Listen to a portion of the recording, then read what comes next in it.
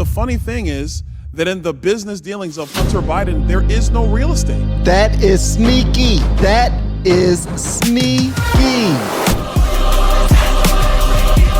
That said that if that Hunter Biden laptop story Have any arguments against that right now? And I want to see how it goes.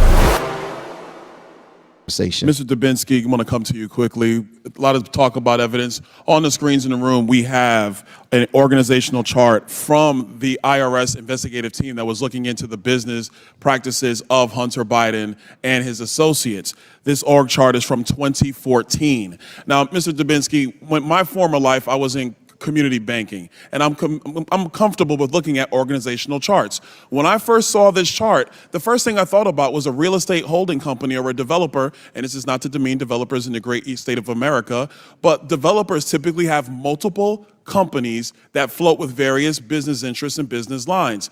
But the funny thing is that in the business dealings of Hunter Biden, there is no real estate, none at all. So, Mr. Dubinsky, and you're— What is his business? What is he getting paid for? What is the service he's providing? What is the exchange? It has to be some type of exchange. Is he a internet therapist or something? Like he just spend hours with them while they just complain? Look, Hunter Biden, I know you can understand what I'm talking about. It seems like, I mean, you the son of a president, so you can listen to me. I'm Xi Jinping. And, you know, I just want you to listen to me for an hour. I'll pay whatever fee it is because, you know what I mean? Like I said, your father is the president. So I don't know. What was he doing? What was his business? Your professional experience, looking at this organizational chart of business structure, what do you see here? I see a very complicated structure of entities that are interrelated and would give me concern. If I were an investigator, I would want to know what's going on in these entities, who's behind them, how's the money moving between them, and what is the substance of the transactions? What's really going on here? Mr. Dubinsky, do you think it's in the interest of this committee that is now in an inquiry phase to actually find out all of the flow of money between these entities and what the purpose was? Absolutely. Next slide, please. For my colleagues on the other side, we're going to start talking evidence now. This is now a slide of the organizational chart of the Hunter Biden business companies and with associates from 2018, from the same IRS investigators who were broke down the business structure in 2014. Does this slide cause you the same concern, Mr. Dubinsky? Yes, it does. Okay, now let's talk about some more. Actually, one point I want to make on this. Ladies and gentlemen, and I know it's kind of small, so I would love to submit all this for the record. I would love my colleagues on the other side to see this.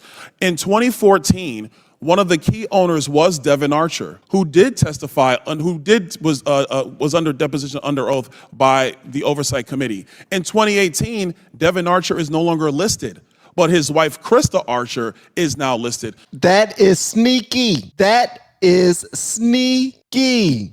Oh man, you know we're gonna have to take you out of here, man. They looking at you. The feds watch you. That's some gangster stuff right there, man. That's some gangster. Think about it. The feds watching you. They telling you, dog. We're gonna have to do something, man. You still want to get this money? We gotta do something. How about we're gonna put your wife name on it. We're gonna take you off. You still gonna benefit from it, but we're gonna run it through your wife. How about that? Yeah, let's do that. Wow. Follow the money. When you follow this card, this right here is fighting back, guys. This is what I'm talking about. This is fighting back, okay? This is all I mean. Follow the money. Provide receipts, okay? Mr. Dubinsky, when you see a situation where ownership interest moves from one spouse to the other, is that a concern of some level of fraud potentially? I would call it a red flag. That's something I would look at and again, try to get to the bottom of what happened there. Was it just transferred? Was there money behind it? What was going on? Okay, thank you. Next slide. Now this is to a text message. This is the WhatsApp text message between Jim Biden and Hunter Biden. In this text message, it clearly says, anyway, we can talk later, but you've been drawn into something purely for the purpose of protecting dad. This is between Hunter Biden and Jim Biden. Last time I checked, the father of Jim Biden and Joe Biden is now passed away. So I'm assuming this is Hunter Biden saying to Jim Biden, the president's brother, that you've been brought in this for the sole purpose of protecting dad. Ms. O'Connor, do you think that this text message would lead this committee to get further information about the business dealings of Hunter Biden and how that actually links to Jim Biden, the president's brother, and why they are so concerned with protecting dad, AKA Joe Biden, AKA the president of the United States? Yes. Thank you. Next slide, please. This is a text message between Hunter Biden and Naomi Biden. And this one is a famous one. Everybody knows this one.